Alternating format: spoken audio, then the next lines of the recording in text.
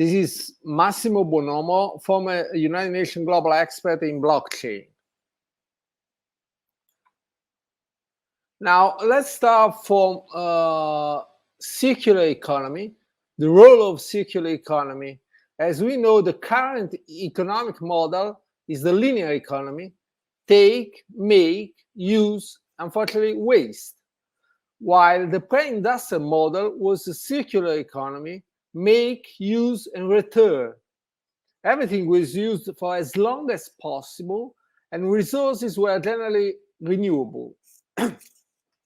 So the basic principle was using all non-renewable resources for as long as possible, replacing non-renewable resources with renewable ones. Now, we are going from cradle to grave manufacturing to a new model, which is cradle to cradle manufacturing. What is cradle to grave manufacturing? The product is eventually left in the environment with no useful or even negative consequences, for example, as hazardous waste. This is what linear economy is all about. While the cradle-to-cradle manufacturing is designing products so that they are at the end of their useful lives. Their components can be used for some other productive purposes that does not negatively affect the environment. That is the circular economy and the implementation of SDGs, the Sustainable Development Goals. But what are the United Nations Sustainable Development Goals? As we all know, in 2015, world leaders adopted the 2030 Agenda for Sustainable Development that included a set of 17 Sustainable Development Goals to end poverty, fight inequality and injustice, and tackle climate change. The SDGs are part of the Resolution 71 of the United Nations General Assembly, the 2030 Agenda. And here we have a list of all the Sustainable Development Goals. They run from no poverty, zero hunger, good health and well-being, quality education, and so forth. Now, what is the green economy? Now, as we all know, the green economy is the economy that aims at reducing the environmental risks and ecological scarcities, and that aims for sustainable development without degrading the environment. According to Professor Karl Burkhardt, the green economy is based on 6 main sectors. First of all, renewable energy, as the sector we're going to talk about, green buildings, sustainable transport, water management, waste management, and land management. So, of course, renewable energy is key to green economy. Now, what are the blockchain solutions for green economy and ecology? As we said, renewable energy is a tool. But one point that we have to make is that blockchain will not fundamentally resolve barriers to energy transition from fossil-based to zero-carbon solutions. The transition entails having more renewables in the grid, which of course will require more batteries to store the energy generated. And that in developed countries, there must be an engagement with local communities to get renewable energy projects started.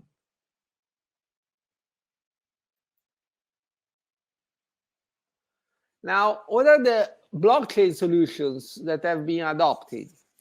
First of all, we have the Energy Web Foundation, EWF, which is a global no-profit organization focused on accelerating the energy transition via blockchain technology. EWF is the world's largest energy blockchain ecosystem, i.e. a community of over 100 market participants who work with EWF to bring energy blockchain solutions to the market. EWF developed a solution called the Energy Web Chain, an Ethereum-based public blockchain for the energy sector.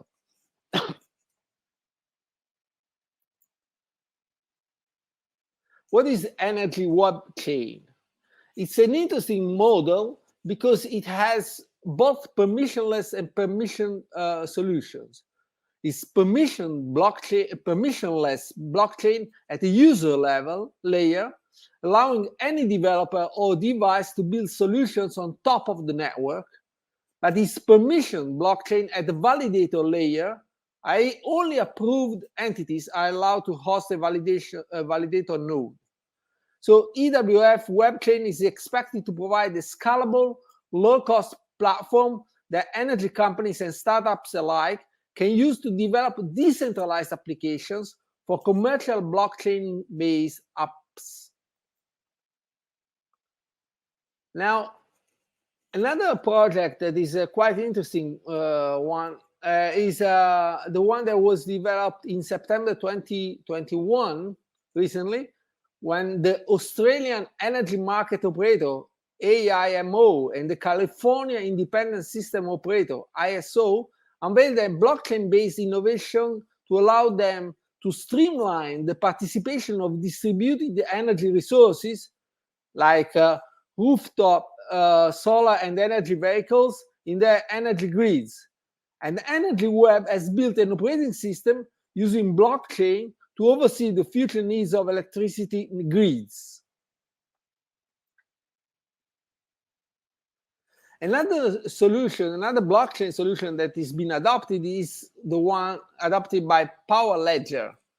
Power Ledger is an Australian blockchain company, and together with Thai Renewable Energy from firm BCPG, launched Aussia's first peer-to-peer energy sharing program in Bangkok, Thailand, in August 2018 even.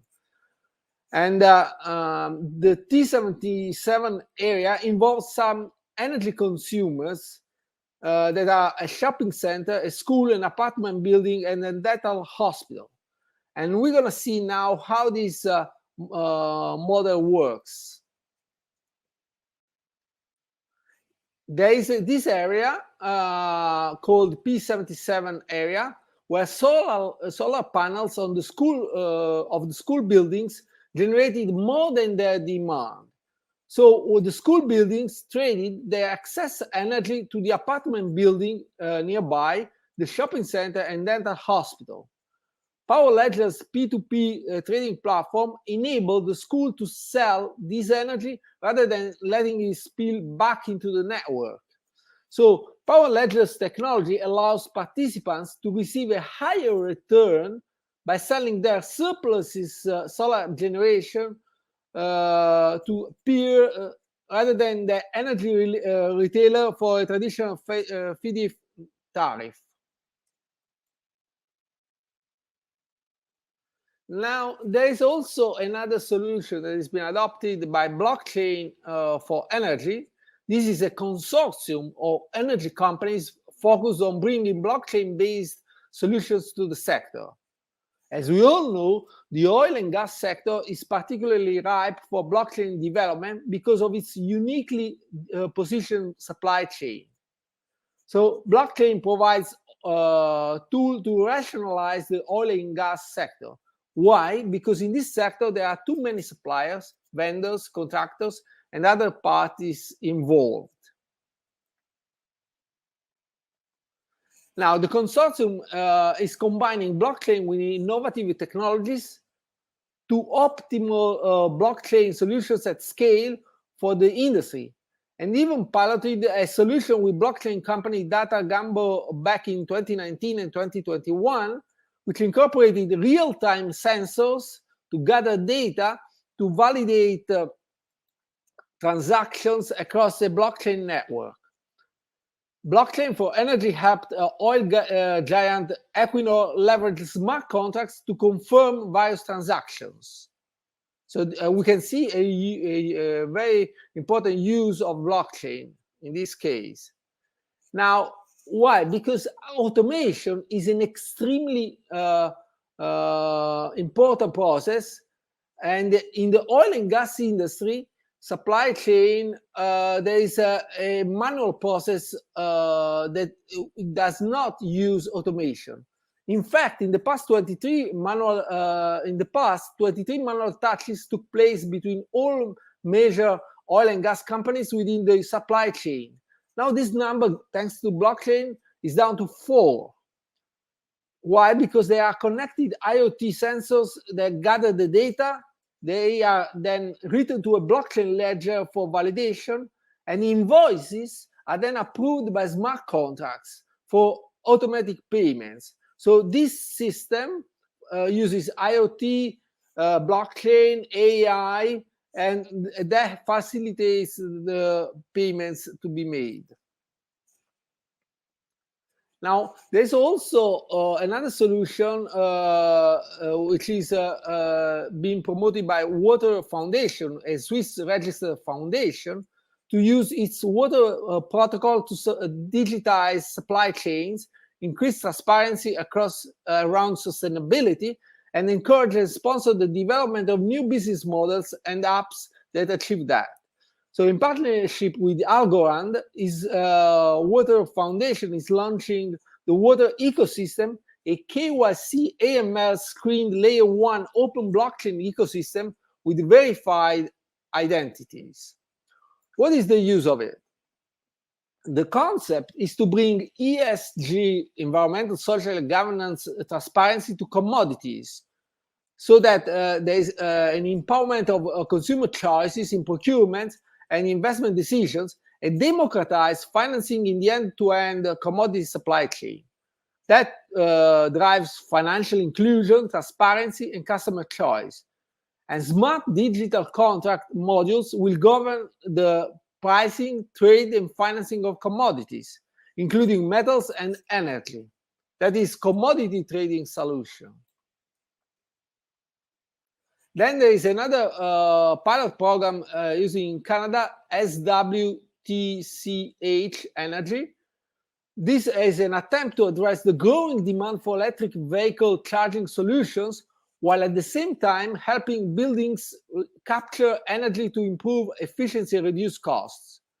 This solution is a vehicle-to-grid charging technology, which means an electric vehicle charger can store the energy through a parked Nissan Leaf during off-peak hours. Then it redistributes this energy to the buildings and level 2 electric vehicle chargers during on-peak hours. This technology includes financial incentives to participate in the program, as it uses a blockchain to keep track of data. How does it work? An app will track when energy is being drawn from a car's battery and when it is being charged, creating a history of information that allows owners of the vehicles and the buildings to manage on their own this information. The blockchain can automatically allocate credit and debits to the building owner and the vehicles hooked up to the system. Now, a very important issue nowadays everybody's talking about is crypto and energy waste. Why? Because cryptocurrencies, as you know, have entered the mainstream financial world, with more and more organizations accepting digital coins and as a payment method. PayPal customers, for instance, are allowed to pay for transactions with virtual coins. Even more than 36% of small and medium-sized businesses accept cryptocurrencies payments, and even private individuals are increasingly embracing cryptocurrencies. This is a map that shows us the Bitcoin energy demand, which grew exponentially over the last few years as adoption of Bitcoins has increased as well. These data are from Digital Economist. Now, there are, of course, some doubts concerning the influence of cryptos on the environment. Why? Because environmentalists and critics of cryptocurrencies have drawn attention to the energy consumption of cryptocurrency mining, because that causes an increase in carbon emissions and leads to climate change. Even a single Bitcoin transaction uses the same amount of power that an average American family consumes in 1 month. That is a lot. So Bitcoin mining is driven by more renewable energy than any other large industry. These are the pros arguments that the crypto industry is pushing forward. Many large miners have begun to use solar, wind, and other green energy sources to help lighten the power load of the cryptocurrency. Also, people mining cryptocurrency do not stay put in one location. Miners of cryptocurrencies migrate from one place to another in search of surplus energy. An example is being seen in China, where Chinese mining firms that still operate there after the government's crackdown on the production of cryptocurrencies relocated from one province to another looking for cheap energy. In doing so, they support providers of cheap renewable energy in these areas. Now, an important point about the use of energy for cryptocurrency is the solution to be used as a blockchain. Proof of work or proof of stake. Proof of work mining requires huge amount of energy consumption to fuel computational power, while proof of stake gives mining power based on percentage of coins held by the miner. So there is a lower energy consumption. Proof of work is done on specialized computing equipment, like high-end graphics cards are needed. On the other side, proof of stake protocol can be run off a laptop like this one, and the nodes are virtual spaces, not physical equipments. So there is a much lower barrier to entry, and much more people can participate to the process. But Bitcoin is mined with proof of work, but proof of stake blockchain do not have mining, and examples are Cardano, Ripple, Solana, EOS, Theta, Polkadot, many other altcoins that do not require mining and consume as much energy as a regular computer network. Even Elon Musk said the energy usage trend over the past few months for cryptocurrencies has been insane.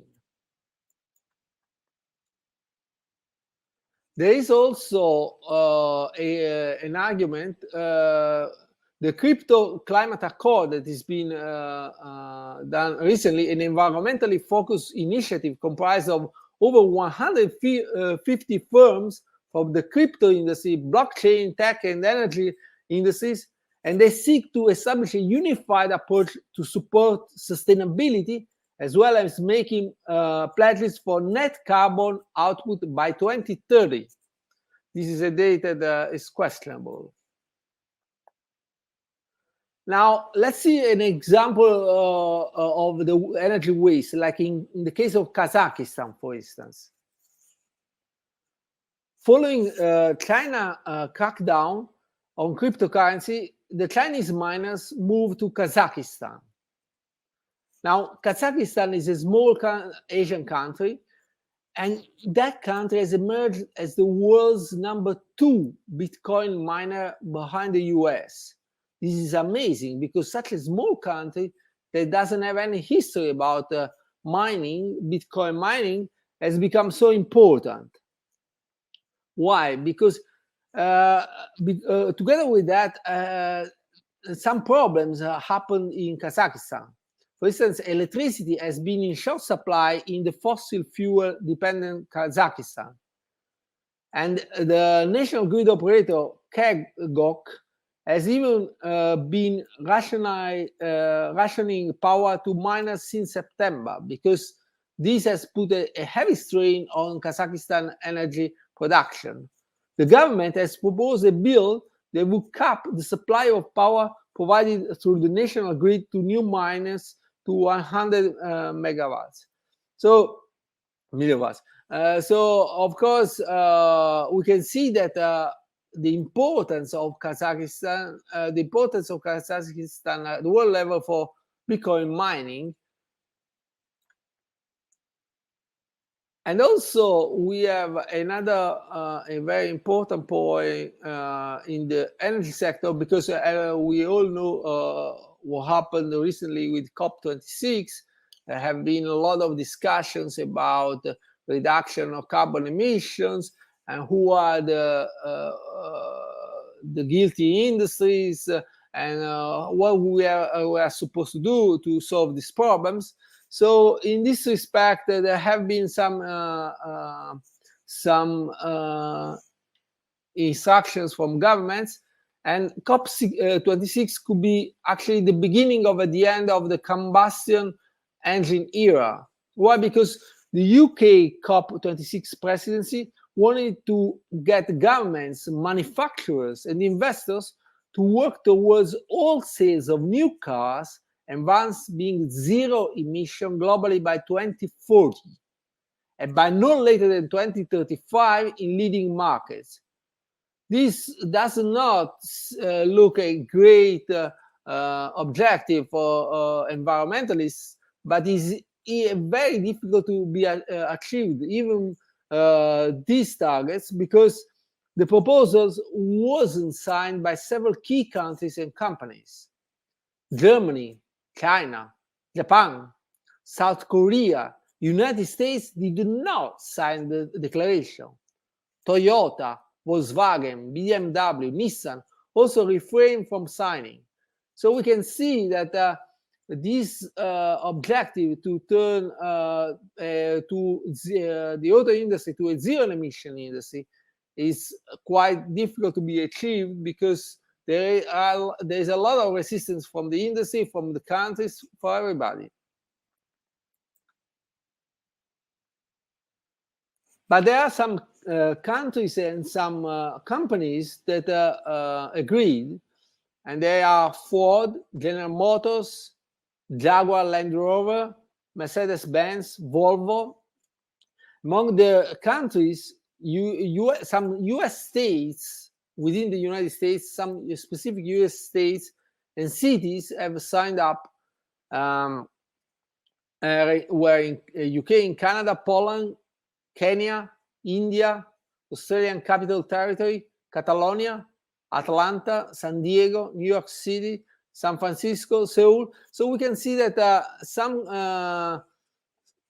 cities, some countries are agreed, but that creates a contradiction and a political problem at a world level, because within a country, US has not agreed, but New York City has.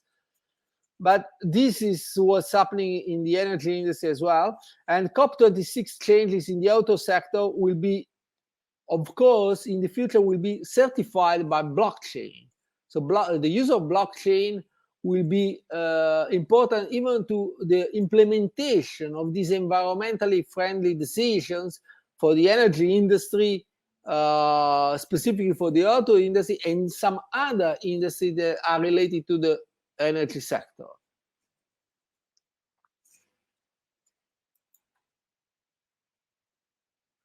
Okay, so the presentation is over, and I hope I gave you an idea of how the blockchain can improve the energy sector and the environment in an effective way, and in a way that can improve our Earth. Thank you very much.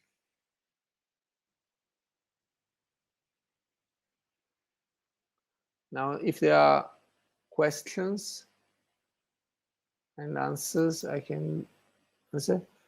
Now, I get a question: what are some challenges blockchain is facing in the energy sector? I think the challenges that we have addressed are to create a system that can be adopted and increase the efficiency of the industry, because as we said, this industry is very inefficient. There are too many suppliers, too many players in the industry, and that creates a lot of waste and inefficiency. Another related problem is the use of of the energy for the crypto industry, which is related to the energy sector. And the problem is that crypto miners, proof of work, are really using too much energy. There are solutions that have been tried to be developed, but at this stage, proof of stake is not so much developed. Even the Ethereum platform is moving towards that, but is not yet there. So, of course, this is an issue that the blockchain must address. The blockchain, the crypto industry must address to improve and increase the efficiency of its production. But generally speaking, as we said, that the industry is trying to address with several consortium, with groups, with environmentalists. There are many players that are trying to improve this situation. Now, it will take some time. Now, I get another question. What are the challenges the energy sector faced during the COVID-19 pandemic, and how did it affect the economy? Now, the energy sector went through a difficult time, as we all know, because, of course, during the COVID-19 pandemic, there was a reduction in the demand of energy, because the whole economy, because of lockdowns in all over the world, reduced the production, and therefore prices went down, and the situation was very difficult for the energy sector. Now we are to some extent in an opposite situation, because the economy starts to recovering. There is an acceleration of the production, and the energy sector is picking up even too much. Prices are going up, and that is pushing up inflation. And that is also because the prices of the oil is in dollars, and there is a high demand of dollars, and that increases inflation even more. So this is a serious issue that is being tried to be addressed by the biggest economies, but there are some problems, because OPEC, for instance, does not want to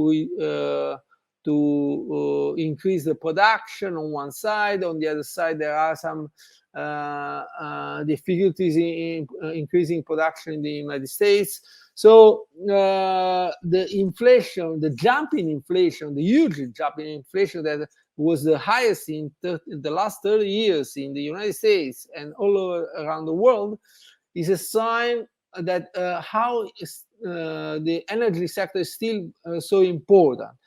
However, we have to take into consideration the fact that the energy sector is changing dramatically, is moving towards renewable energy.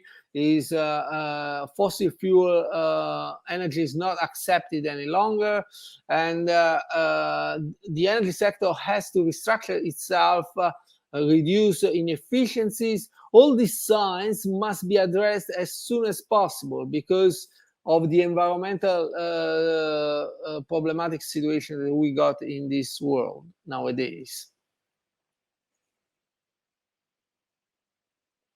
Okay, so these are the main issues at stake for the energy sector.